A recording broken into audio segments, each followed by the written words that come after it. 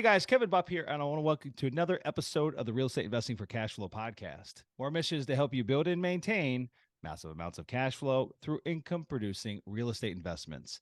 Now, our guest for this week's show is CEO of Maroon and Gold Investments, Erica Meitz.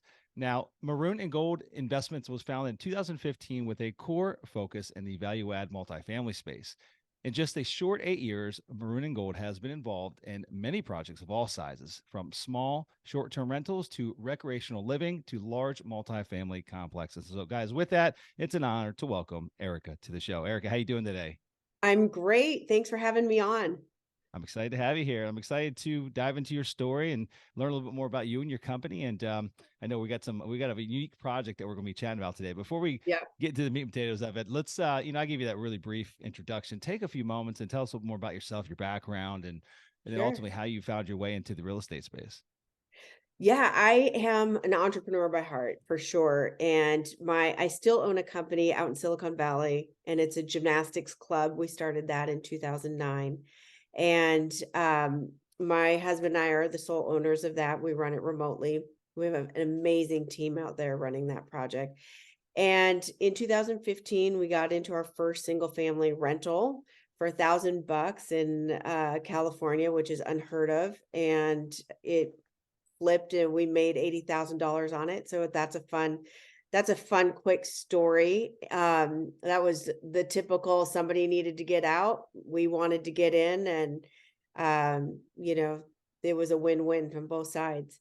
Then we moved into the multifamily space and short-term rentals. Short-term rentals was more of a fun thing for me. I like decorating and kind of hosting and bringing joy to people and making memories out in the country.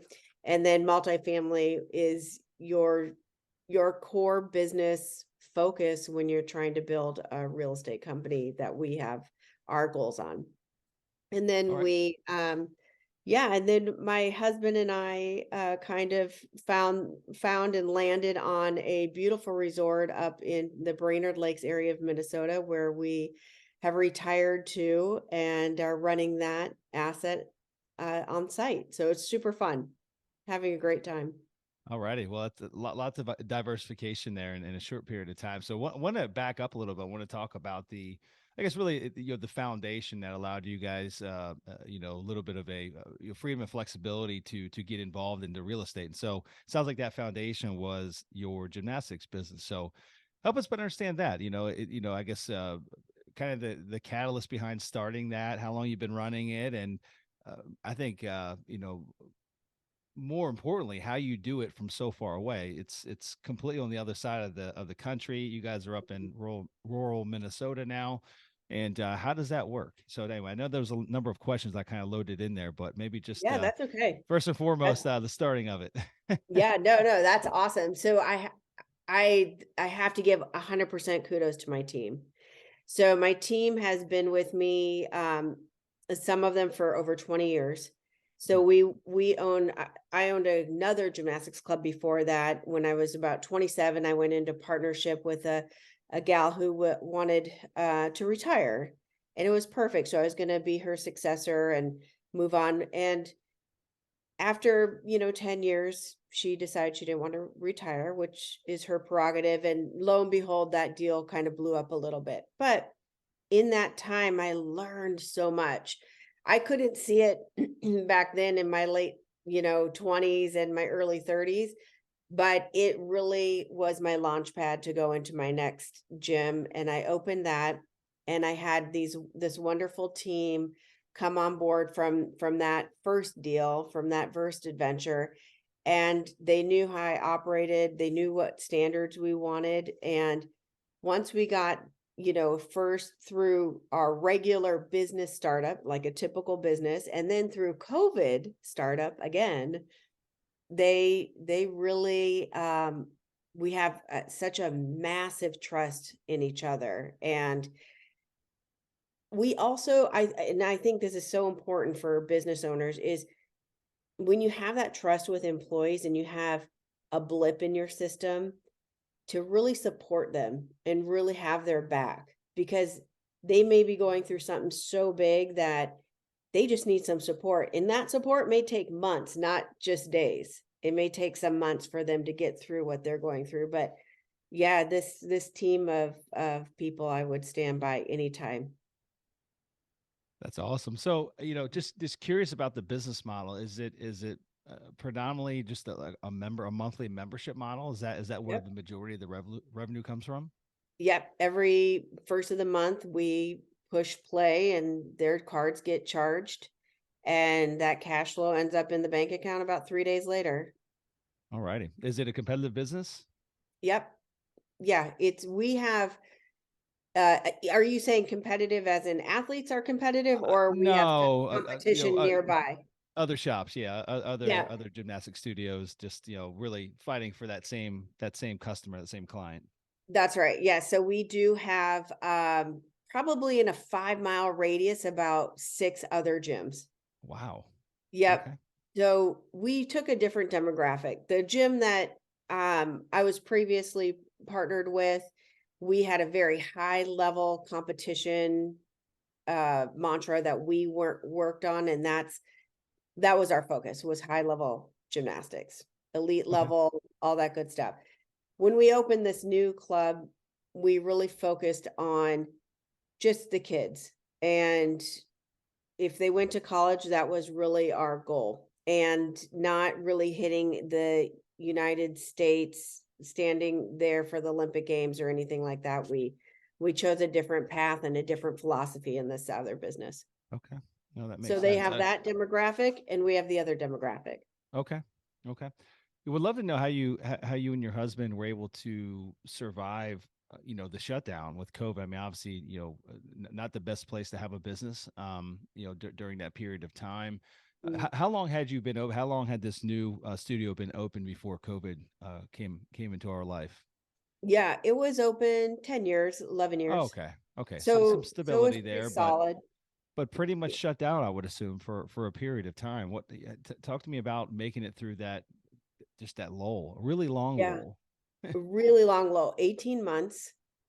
And it was, I really believe in the law of attraction, right? You put it out there. I said to myself, I'm not going into $500,000 in debt for this because I don't really, COVID to me is not really a whatever. So anyway, Yeah. um, so I ended up, the law of attraction, $500,000 in debt from COVID shutdown. And you just find a way, you fight. Hmm. And it was a lot of emotion. So when I would address my team on Zoom and things like that, they would get this person, and then behind the scenes, the husband, Ken, would get another person. So, it was a lot of thinking, a lot of strategy. And I brought my legal team, my financial team together, and it was, do we sell this for pennies on a dollar? Do we go into debt? Do we strategically bankrupt it? Like what do we do with this? Or do we stay status quo and see what happens? In Hmm. in California, when you think you were closed for 2 weeks and then you're closed for 4 months and then you're closed for almost 2 years, like you don't know where the light is at the end of the tunnel. And it Yeah. was one of the most interesting feelings I've ever had because, as you know, as an entrepreneur, when stuff goes sideways, you just dig in. You just Hmm. dig in, you bootstrap, you figure it out and you find a different way. You may have to change your business model. This, you had no light at the end of the tunnel because you didn't know when they were going to allow you to open your doors. Yeah. So we built outdoor gyms, we did all kinds of really funky things that we had to do to keep it open. After leaving my team with the financial team and the legal team, they were equally as lost as the entrepreneurs. I mean, equally as lost. And I just walked away from it and just said, screw it. I'm going to fight. I'm going to fight for the staff. I'm going to fight for these kids. And we are not going to shut our doors. And just making that shift in that mindset just put me on a different trajectory. We even named it. It was called Operation Unstoppable. And I like it. everything that went out, every newsletter that went out, every t-shirt that was made had Operation Unstoppable. So it was getting the whole team, everybody behind us. It was awesome. And we made it. And we're almost done paying off the COVID debt. All right. Well, congrats. Seriously, Thanks. Yeah.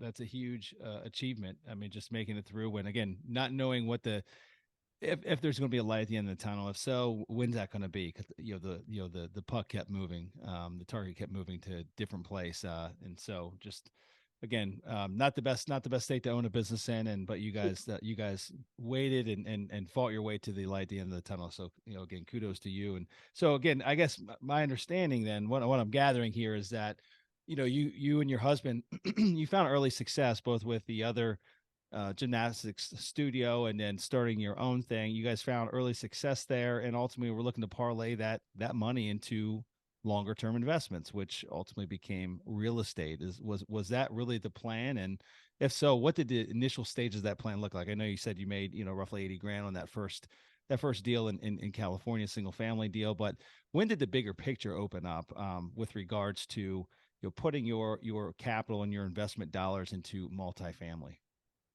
Yeah. I think COVID, honestly, it was as soon as, I had become a little complacent, with just having this successful business, and I was dabbling. Well, when COVID hit and I kind of looked at all my avenues, I really just launched and read and learned everything again and just started shoving cash everywhere in all of these assets and different assets Hmm. passively and as a GP. I just kind of said it's time. Like there's no like if you can't do it now, you know, you might as well jump in because your gym is closed, you have the time. Go research these other assets, this other avenue that you've been studying that Hmm. you want to learn, you want to get into. And that was it. Because I didn't know as a business person, you're sitting there going, okay, we have cash.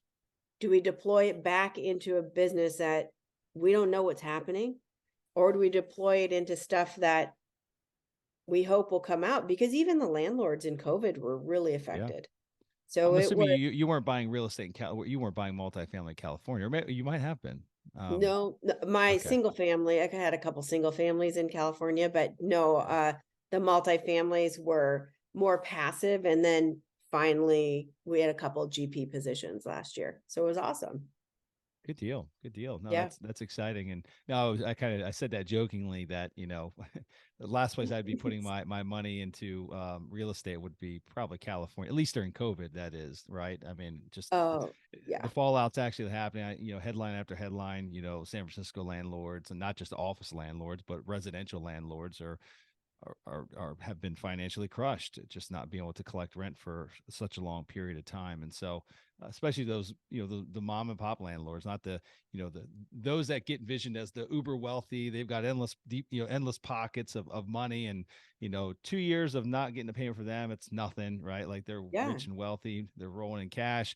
That's typically not the case with rental real estate. Normally it's complete opposite. Normally it's an individual that probably still works another job and just made some intelligent decisions for their retirement, bought a few rental properties, but probably still have debt on them and still have to pay their bills just like everyone else should have to do. And they're getting financially strained now because they hadn't been able to collect rent for a number of years during COVID. That's just it's an unfortunate situation to find yourself in.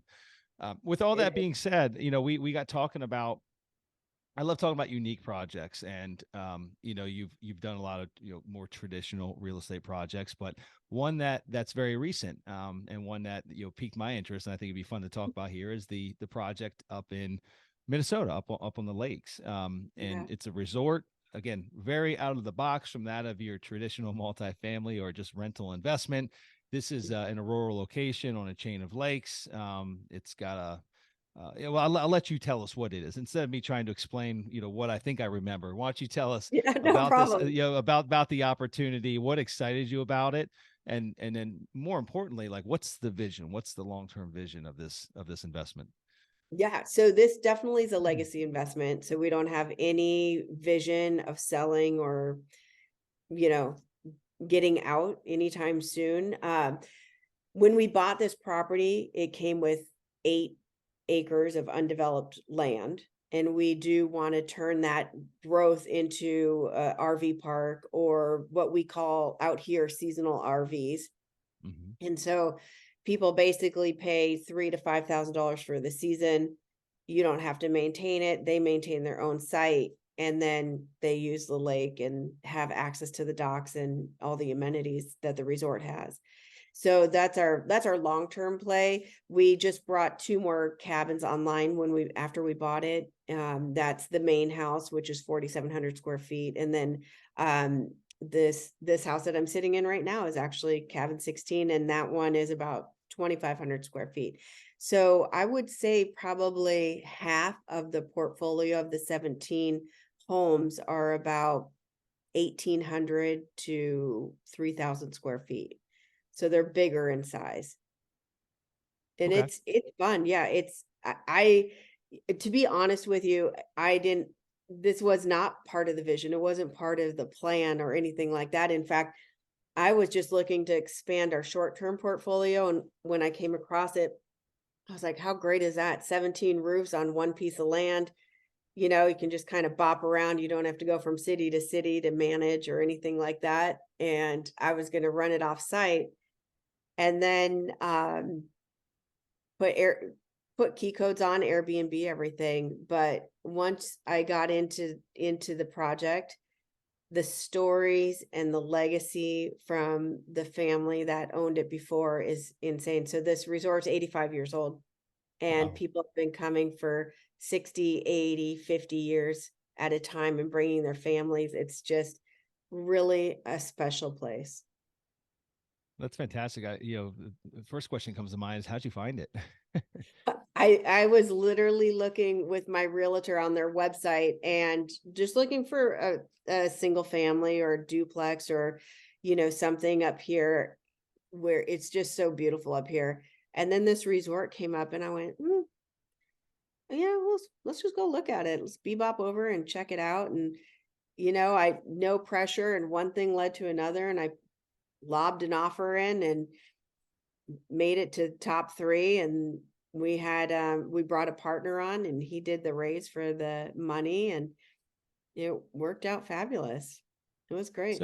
So, yeah, obviously you've got rental revenue stream there. You've got the Hmm. different, I think 17 or 18 different cabins on the property. So there's revenue stream from there. But help us better understand when you say resort, what are the other revenue streams that exist, and are there any additional revenue streams outside of the RV that you intend to add? Yeah, we intend to add more homes. So Okay.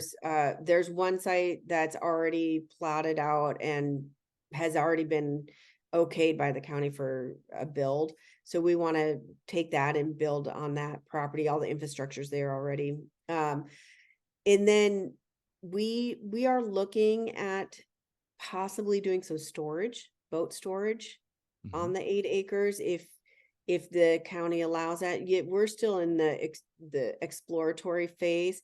We Our resort in particular has a revenue. We have a little shop revenue stream, and we have boat rentals. But a lot of resorts have restaurants and bars, but we're not. That's just not a market I'm interested in jumping into. Okay. And so the water frontage there, there's, it sounds like there's docks, there's a boat ramp. Is that only Mhm. that's only to be used by the folks that are at the resort itself, correct? It's not for public Yep. use, what have you. Okay. Yep, that's correct. Yeah. Okay. And we don't have a launch. We have a launch, but we don't even use our launch. And it's not big enough when you have kids running around to have big trucks and everything do the turns. So we don't even use it. We just use it for golf carts. But we might add golf cart rental. That might be kind of fun. People charge $100 a day for a golf cart. Did you know that? I did not know that. I own a I golf cart. We live in a golf cart community, but we own it. So I've never rented one, but that's pretty intriguing. Yeah, it's $100 a day. Who knew? And so obviously, given the location, it's got a seasonal nature to it, and what part of the year does it typically open, and when do you typically close? And the second part of that question is, what do you do in the off season? I mean, Yeah. obviously, there's a lot of snow up there, inclement weather, and so what happens during the off season? So this will be our first open off season that we've had. So they've always closed down in the winter. Um, this generation that we just bought it from closed down the last 5 years. They were a big spear fishing camp. So I don't know if you've ever heard of that, but it's basically you put a dark house out on the lake and you spearfish. So I don't know anything about it, but we've now partnered with somebody who does, and they want to have us keep a couple cabins open, and then they'll put the spear houses out and they'll plow everything. So typically our season, our good, revenue generating season is June to basically Memorial to Labor Day. Hmm. And that's where the hefty amount of cash flow comes in. We are looking at staying open at least through the holidays, and that's with a smaller amount of cabins open, not all the cabins. And then we'll probably take off to California for a month or two. Okay. So that's kind of like our new life that we're looking at. Yeah, I'm assuming when you close something like that, you still have upkeep. Is there a full time maintenance guy that stays behind to handle plowing, to handle any type of emergencies that might come up with any of the units that are sitting there vacant, unoccupied? Yeah, no, actually, we will let the snow keep out any intruders, and we'll shut down Sure. every cabin.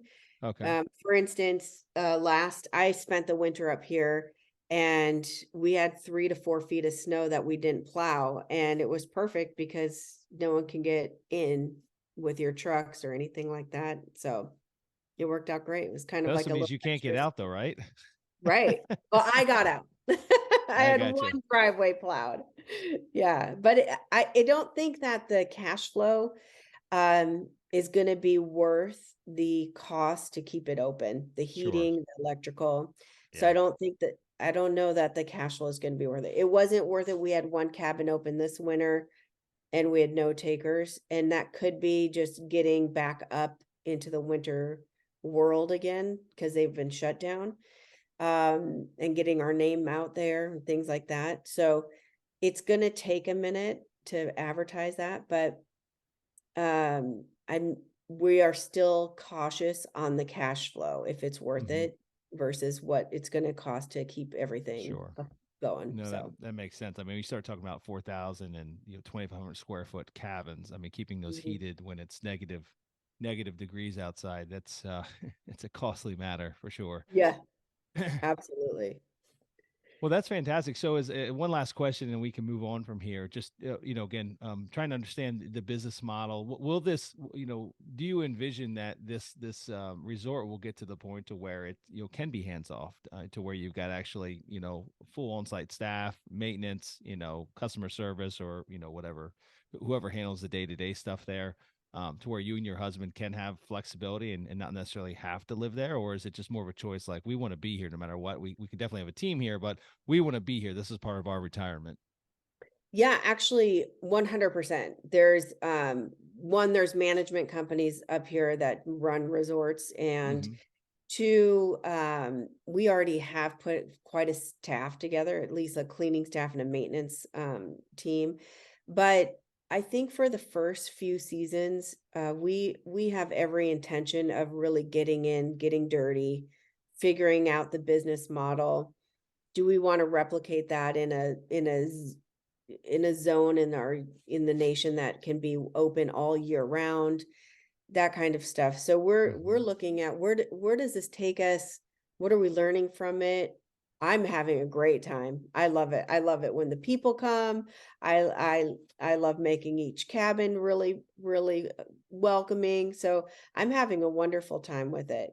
And so I just wonder where that takes us. I would love to have a model where you have the seasonal, you know, uh transient or cabin rental people, and then have a part that has full-time renters. So you're pushing that button every first of the month and getting cash flow no matter what, Mhm. and not just depending on your transient models. So that's kind of a wonderful vision that I would like to do. I don't know that Minnesota is the best place for that because any kind of mobile home parks and tiny home villages, it really is, unless you shut them down in the winter, it's quite some infrastructure to get that so the pipes don't freeze and things like that. Yeah, I bet. I bet. Well, But people do fantastic. So, it, yeah, right? I'm sure that we own mobile home parks in Minnesota. Yeah, Not so you probably do it, not but as maybe not as cold of a region. I don't know how what the variation from like St. Paul is, how far away you are from there, or if it gets a lot colder the further north you go, or up towards the lakes or what. But yeah, um, it's cold. It's cold anywhere in Minnesota, so I don't think yeah, there's any. right. It's just Below 30 degrees, you're talking about freezing pipe. So yeah, yeah. but yeah, I would love to go visit your park and check it out because we want to do tiny homes, and I mean there's mobile home parks everywhere, so it must work. Yeah, you just have to dig the infrastructure below the frost line. And I'm not a developer, nor have I ever developed a park from scratch, but I've owned communities in Buffalo, New York, St. Paul, Minnesota, and other very cold places. And so that's it. I mean, they've got a determined frost line, and how deep that is in the ground. Is it 36 inches? Is it 40 inches? What have you? But basically, got to put the infrastructure below that frost line, and that will at least keep the majority of the pipes from freezing. And then you've got obviously the ones that come out of the ground right into the homes, and they just wrap those in heat tape. That's what And I was gonna that say. that There stays must plugged be, in. And yeah, yeah, it must be heat nothing's tape foolproof stop. though. Nothing's foolproof at all. Nothing. Especially when you start getting to negative temps, and wind chills, and like we had some crazy weather the last couple of years. So what's Yeah. next outside of this? I know that you're looking to do some other, maybe short-term rental concepts. See if maybe you can replicate something like this. Are you still investing in other multifamily deals, or is your sole focus at this point in time on this project? I have to say, currently, this is bringing me a lot of joy. I'm Hmm. heavily involved in one of my multifamily assets, and that wasn't the plan. So I think between this and that project and the gym, and to be honest with you, and the market, I'm kind of taking a little bit of an evaluation with my cash flow Hmm. and not placing a lot of it into multifamily. I don't think multifamily is a bad investment at all, but I think you have to keep your eyes open. And a lot of our colleagues are in trouble with those floating bridge loans, and Hmm. I think there's going to be some opportunity coming on the market. Have you, obviously, we're in tune with the space, you are as well, but, and there's Mm. probably some overlap there, but obviously you probably know a number of sponsors and syndicators that I might not know. But is that the word that you've heard? Like you actually, you personally know of, Yeah, folks that have floating rate debt that are, struggling to even just make debt service, let alone pay investors, and ultimately are going to probably find themselves in maybe trouble when that debt comes due. Yeah, it's going to be an unfortunate situation, and we all know how that plays out, because if they don't mm, have, a couple $1 million of equity to bring to the table, even if they do, they'll probably still won't be able to get a conforming loan. They'll probably still get back into another bridge product, which is just a expensive band-aid at that point in time. So, right. um, what's the chatter that you hear from those that and on your side? Yeah, so I know of at least three sponsors that are in floating bridge loans that are completely, I wouldn't say completely upside down, but they're having to float it 5 to 20,000 dollars every month Hmm. just to make mortgages. Yeah, So I know of one sponsor, their mortgage started out at $70,000 and now they're up to 148, I think they said. wow. And the good thing is they did buy that, the cap rate. The rate What cap. was, Yeah, yep, there you go. And they do get a little bit back on that end, but that runs out too. yeah. That Yeah, runs and it's out. too expensive. It's too expensive to renew. Then at that point. Yeah, so there's quite a few, and I do know a sponsor who um, built their portfolio really fast, and at least 4 of their projects are in floating bridge loans. That's Yeah, unfortunate.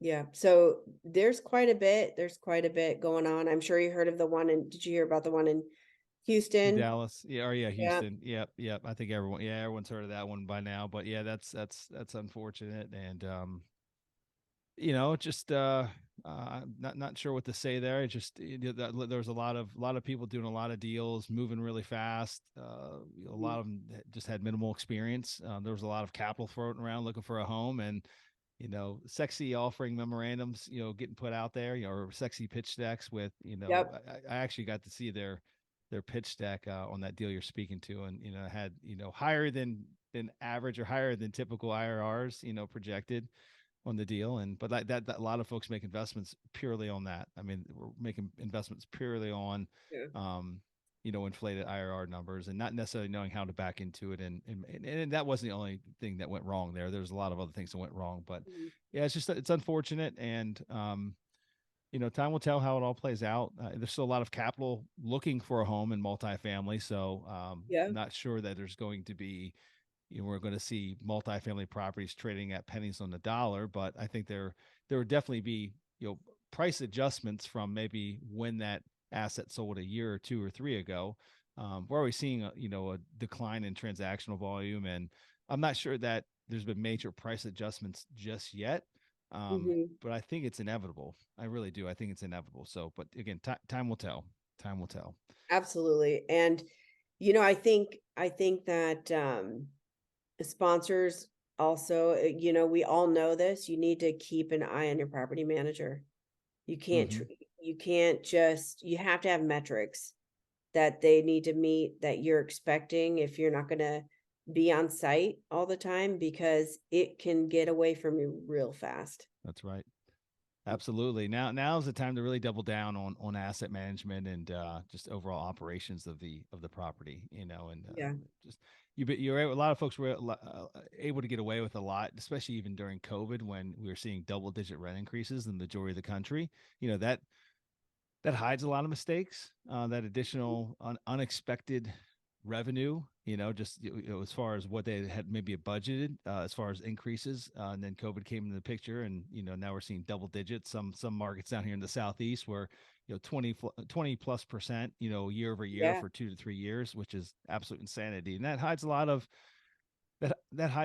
mediocrity. I mean, like you can do a very mediocre job with your property management, and be leaving money on the table, but still seem like you're a brilliant genius. Yes, That's absolutely. Absolutely. getting phenomenal returns from your investors. But again, really comes down to getting a handle on asset and property management, and it just not setting it and forgetting, because that's not a good option for anybody. There's No, some great that's third right. party management companies out there, but even again, no one's ever going to manage your asset as well as you do. And so you really have Mhm. to have your hand in that. So Erica, for those that want to learn more about you and your company, and the different projects you guys have going on, what's the best place to find you or track you down? Yeah, we have a website at www.maroongoldre for real estate.com, or you can email me at Erica at maroongoldre.com, or simply text. That's my favorite of all favorites, is texting back and forth, nerding out all the time. 510-557-0727. All righty. Yep. Well, fantastic. Erica, I really appreciate you coming on. Appreciate you sharing your story, your background. And I think even the resort deal you guys have working, that's a lot of fun, and that was a fun conversation just learning about it, and excited to hear how that all turns out for you. Maybe we'll circle back in a couple of years once you guys have had a chance to really Yeah. plant all the seeds up there, and get all the additional projects underway and or completed, and be exciting to hear kind of an update maybe a couple of years down the road. So, but with that, I Yeah. wish you all the best, and Thank look forward you. to chatting with you again. Sounds good. And good luck to you and all your business ventures as well. Thank you. Guys, that's all we have for this week's show. So until we meet again next week, this is your host, Kevin Bupp, wishing you huge success. Take care now.